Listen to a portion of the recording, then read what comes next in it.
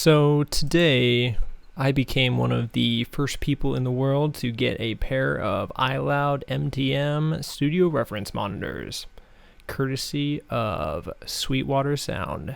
Thank you, Mama. So I'm going to do a quick unboxing here and then set them up, calibrate them, and do a little talking. Here we go.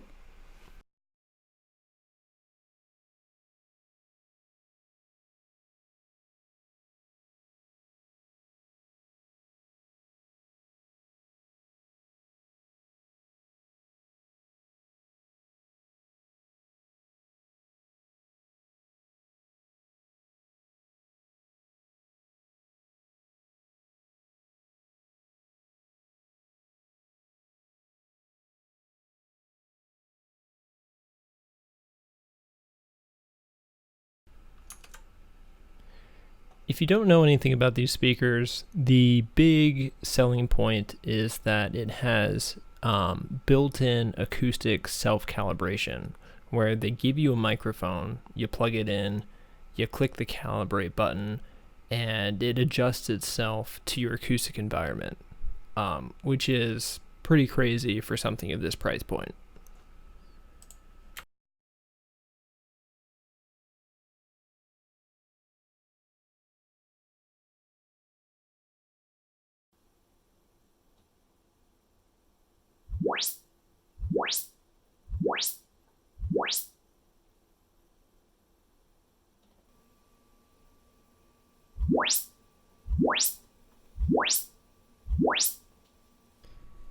Okay, take this with a grain of salt because I don't have the best listening environment, which is one of the reasons why I bought these speakers in the first place.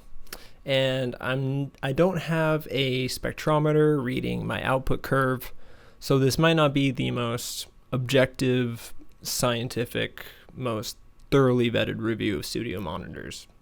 That being said, they are leagues ahead of my 8-inch Mackeys that I've been using so far. Incredible clarity. You can hear every little thing. Maybe not as good as my friend's high-end focals that he has set up in his studio, but once again, way better than my entry-level speakers that I've been using. The linear response is a game changer. It uses DSP to create a completely coherent sound with zero phasing. It's like my ears have been opened. It feels like the sound is surrounding my head in perfect stereo. It almost sounds like there's a center speaker.